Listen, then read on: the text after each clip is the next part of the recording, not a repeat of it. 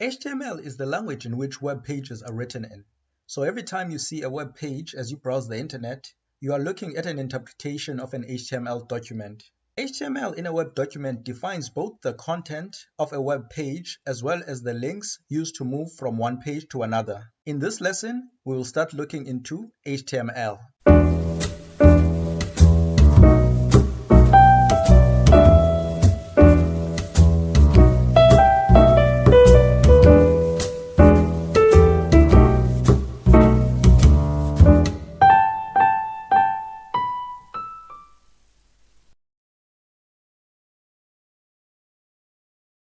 HTML stands for Hypertext Markup Language.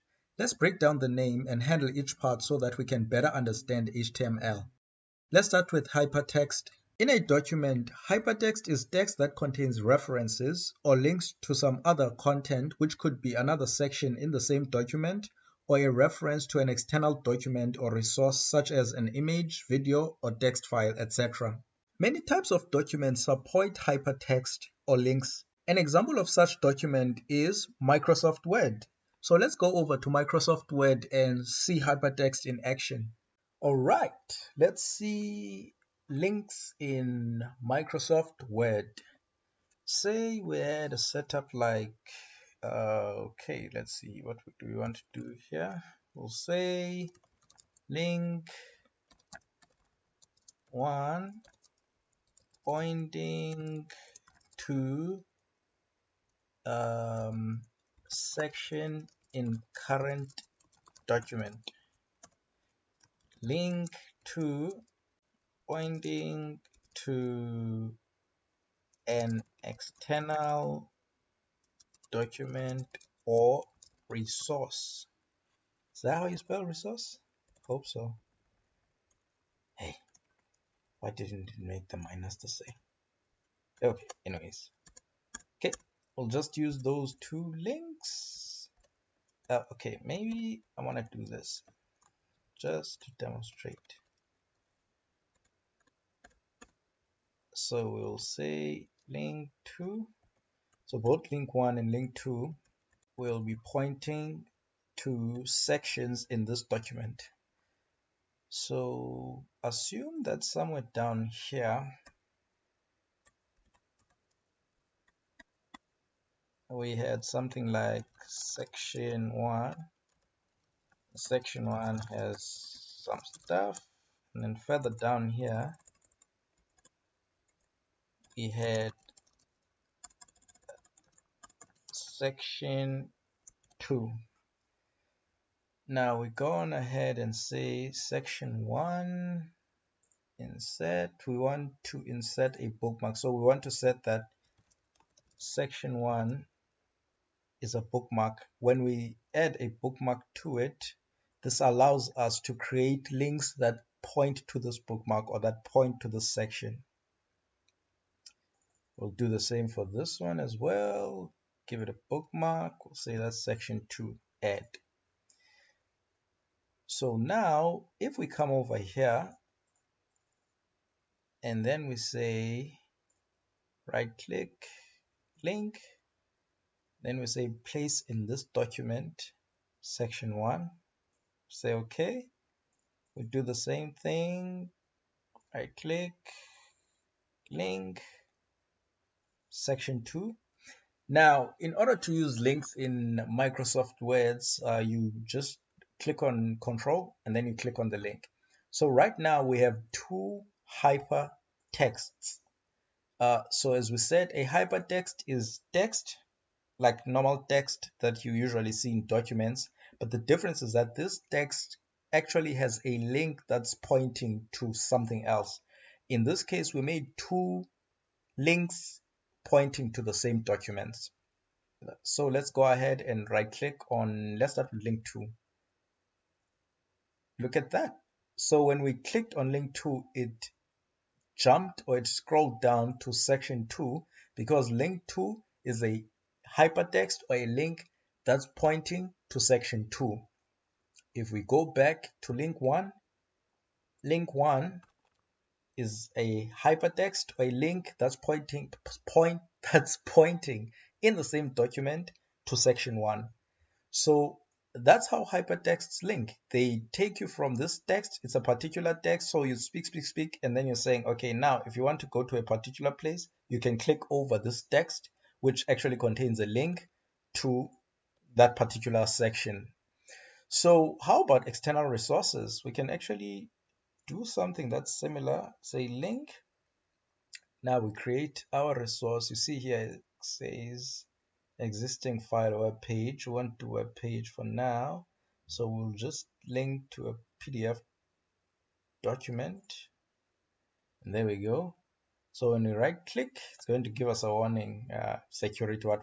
We'll ignore it. We'll say yes, continue anyways. And look at that. So now this text contains a link, but not even a link to anything in this particular document, but it actually takes us to an external document when we click on it. So this is the power of hypertext. Hypertext within a document. So as the document is explaining, or whatever the content of the document is, it may need to either allow you to quickly navigate. It says, okay, now that I've just taught you about something, for you to learn further, go to another section that's further down in the document. So you can go to that other section by clicking on this link that's provided. Or the document may say, okay, given what I've taught you, in order for you to learn more, you can go to this external document. And when you click on it, you then go and access that external resource. So that's how hypertext works. It's a very, very powerful concept. It allows you, while you are looking at this particular document, to quickly move to another document or resource that will allow you to learn more or receive more information that's related to this particular content that you are looking at.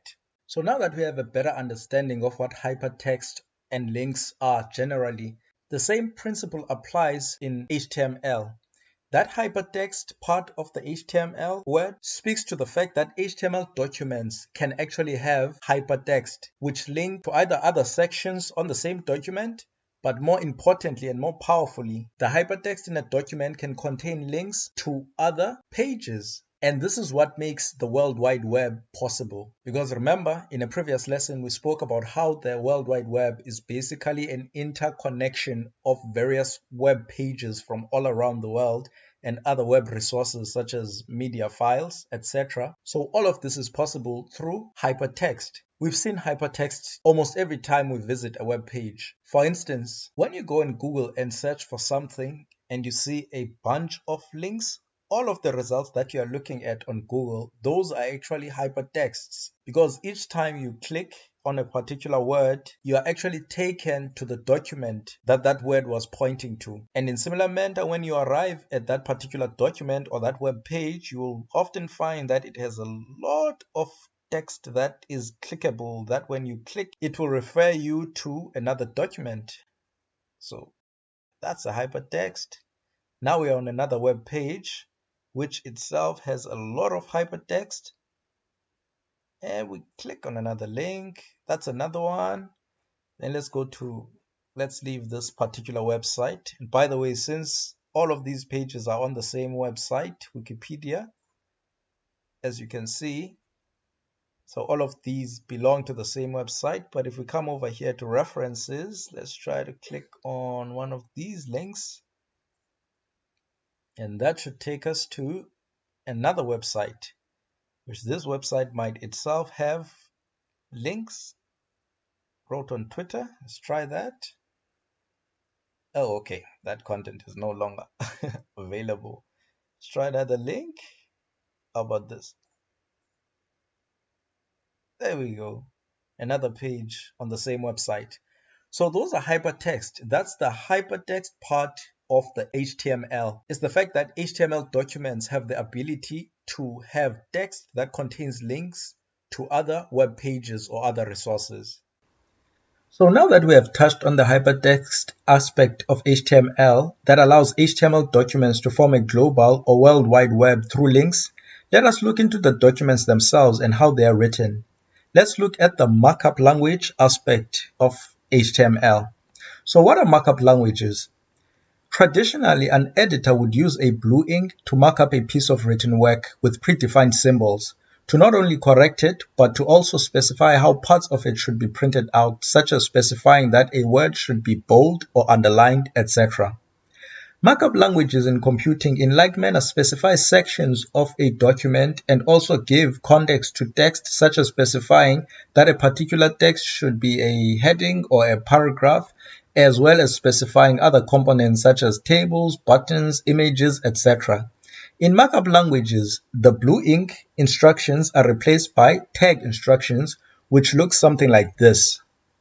An important aspect of computer markup languages is that they are human readable, as in the instructions such as H2, H1, strong, table, input. They are easily understandable to the human, and at the same time the computer is able to easily process and carry out the instructions. Now that we have an understanding of both the concepts of hypertext as well as markup languages that form HTML, let's conclude by bringing it together and look specifically at HTML. HTML is, as its name states, a markup language that is used to create web pages. HTML instructions are predefined tags, which means web developers cannot just come up with their own tags, but rather have to use the ones that come with the language. Some of the HTML tags are used to define regions or spaces of the document or web page, while some specify content such as text, images, etc. Furthermore, and very importantly, in the hypertext side of HTML, amongst the HTML tags, there is a type of tag that instructs some text or other element in the page to be hyperlink or simply a link that references another HTML document or web page. This link can also reference another part of the same document or even reference some other web resources such as an image, PDF file, etc. The link is simply an A.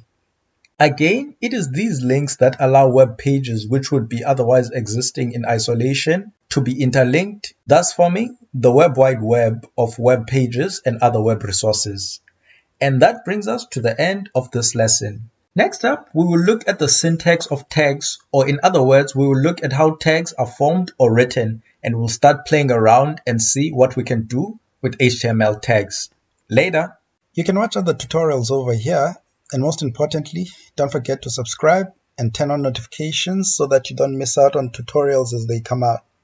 Have you subscribed? Are you done? Okay, cool.